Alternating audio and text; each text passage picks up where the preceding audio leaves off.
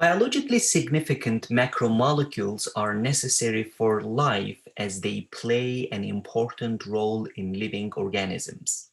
There are four major classes of macromolecules: carbohydrates, lipids, proteins, and nucleic acids. While carbohydrates provide immediate energy for the body, lipids provide long-term energy storage. Proteins, on the other hand, are involved in most life processes, such as attacking foreign agents in our body, regulating metabolism, digesting food, and of course, numerous other functions. DNA and RNA, as examples of nucleic acids, contain and describe the genetic code in life. They serve as a detailed instruction manual for the development of the body and the workings of each cell.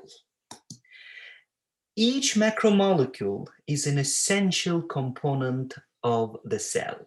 Therefore, they make up the majority of a cell's mass.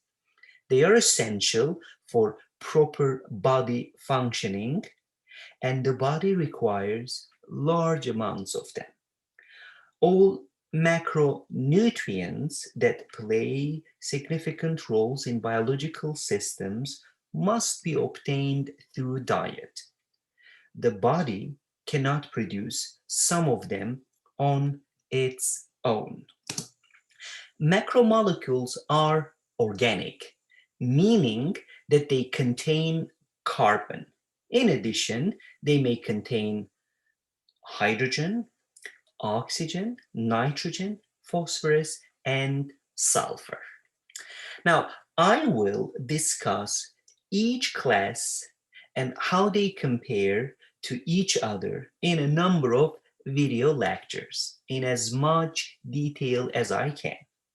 In this and subsequent videos, we will learn more about each type of carbohydrate, as well as the essential energetic and structural roles that they play in humans and other organisms. From a chemical viewpoint, carbohydrates are primarily a combination of carbon and water. These molecules are simply hydrated carbon atom chains in which water molecules attach to each carbon atom. That's exactly the reason why we call them carbohydrates. The most important biomolecules, well, I would say the most abundant biomolecules rather than the most important on Earth are carbohydrates, and they play a significant role in living systems, as I kept repeating. Carbohydrates are an excellent source of energy for almost all organisms. Carbohydrates are easy to break down and easy to metabolize. They are also very easy for mitochondria to use and create ATP in cells. They are fast acting and they turn into energy as soon as they are ingested. And that's the reason why we think carbohydrates to be superior to fats and proteins as energy molecules. As we know, fats and water don't mix, which poses a challenge in the water-based human digestive system. So the preparation of fats for digestion takes longer than the quick enzymatic action that breaks down carbohydrates. Carbohydrates typically are the quickest to digest, while fats are the slowest. In a situation where there is not enough glucose, one of the most important carbohydrates, of course, to meet the body's needs, glucose is usually synthesized from amino acids because there is no storage molecule of amino acids. This process requires the destruction of proteins, primarily from muscle tissue. The presence of adequate glucose basically spares the breakdown of proteins from being used to make glucose needed by the body. Carbohydrates, in addition to being a vital energy source, a primary energy source for the cells, they also provide structural support.